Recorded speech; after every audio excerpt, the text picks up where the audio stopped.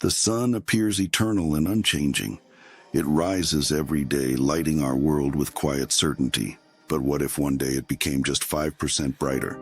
Would Earth survive? 5% sounds insignificant, like a rounding error. But on a planetary scale, it means Earth receives trillions of extra joules every second. Climate systems are not linear.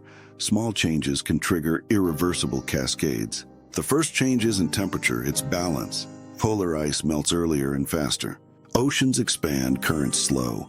Rainfall patterns collapse into chaos. Humans debate, the planet responds. Once global temperatures rise beyond 2 degrees, feedback loops spiral. Permafrost thaws, releasing methane. Forests become carbon sources, not sinks. Cloud systems trap more heat instead of reflecting it. The sun changed by 5%. Earth is becoming something else. The oceans absorb over 90% of excess heat. Now they push back. Coral bleaching becomes permanent. Plankton decline. Oxygen production falls. The food web collapses from the bottom up. When oceans fall silent, land follows. Cities begin to move. Agricultural zones shift toward the poles. Billions must redefine what habitable means. This is not a sudden apocalypse. It is a slow, visible, unstoppable unraveling. The sun does not notice us. It simply shines a little brighter. But for life, that 5% is enough to rewrite a planet's destiny. Earth is not fragile. Our assumption of stability is, no one looks up at first, because the sun appears the same, but daylight feels harsher, shadows grow sharper, skin burns faster, ultraviolet levels rise quietly, cancer statistics begin to shift. Plants depend on light, but excess light is not a gift. Photosynthesis destabilizes. Chloroplasts suffer damage. Crops grow faster, then fail.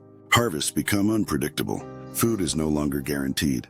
Animals migrate using temperature, light, and magnetic cues. When those signals distort, they lose their way. Birds migrate too early. Marine species miss breeding windows.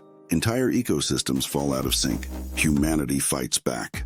Orbital sunshades, climate engineering, stratospheric aerosols. But these solutions slow the damage. They cannot undo it. Because the problem is not Earth, it is the star. Centuries later, sea levels rise by tens of meters. The tropics become nearly uninhabitable. Life persists, but its distribution is transformed. The planet has entered a new version of itself. The truth is, the sun was always going to grow brighter. Every 1 billion years, its luminosity increases by about 10%. Today's 5% only accelerates the future. This is not a warning. It is a reminder. We live inside a narrow window of cosmic tolerance, and that window is slowly closing. Warming doesn't stop at the surface. It reshapes the sky itself. The upper atmosphere heats and expands. More gas slips beyond Earth's gravity. Hydrogen and water vapor slowly escape. Not a sudden catastrophe, but a loss measured in millions of years. Oceans feel eternal, but under a brighter sun, water becomes vulnerable. More vapor reaches the upper atmosphere. Ultraviolet light splits water molecules. Hydrogen escapes. Oxygen remains. Earth begins the first step toward a Venus-like path. Life does not surrender. It adapts. Large animals vanish. Nocturnal, burrowing, heat-tolerant species rise. Darkness and shade become refuges. Evolution no longer favors abundance. It favors endurance. If humans still exist, they no longer live on the surface. Cities sink underground. Life shifts to the night. Daytime belongs to the sun. Humanity becomes a civilization hiding from its star. The planet is still alive, just quieter. No roaring forests. No breathing oceans. Only microbes persisting at the edge. Life's lower limit is far below human comfort. A 5% brighter sun sounds like science fiction, but it is inevitable. The only variable is whether we are still here to witness it. With more energy entering the system, Earth no longer needs seasons to redistribute heat. Summers stretch, winters shrink, until some regions experience only one season. Not spring or winter, but overheating. The temperature gap between equator and poles narrows. The engine of wind weakens. Jet streams collapse. Weather systems stall. Heat waves no longer move on. The sky grows quiet, and silence allows disaster to linger. Deserts expand. bare rock spreads. Albedo increases. Earth attempts to defend itself, reflecting more sunlight with a brighter surface. But the adjustment comes too late. Rock weathering accelerates. Carbon dioxide is rapidly locked into stone. This was once Earth's thermostat. Now, it is overcorrecting. Atmospheric carbon dioxide falls. Plants lose their raw material. Photosynthesis declines. As plants decline, oxygen follows. Not today, not tomorrow, but over hundreds of thousands of years. The air thins. Large animals fade away.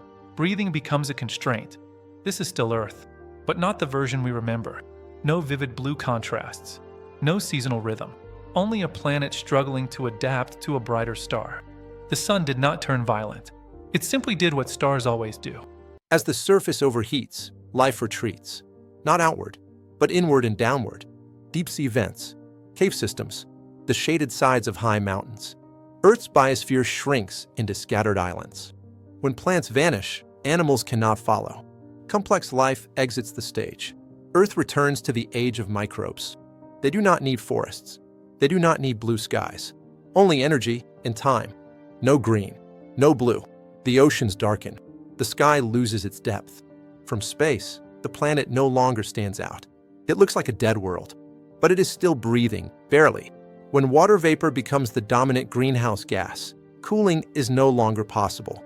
Even if the sun dimmed again, Earth could not recover. This is a one-way path. Once crossed, a planet never returns to what it was. Venus may once have had oceans. Earth once teemed with life. The difference was not size, not composition, but distance and timing. A 5% brighter sun is enough to erase that difference. Millions of years later, Earth still orbits the sun. No civilization, no observers, no stories, only a hot, quiet, forgotten planet. The sun never needed to destroy Earth. It only had to shine a little more. At some unknown moment, the last photosynthesis on Earth occurs. No witnesses, no records, just a small reaction.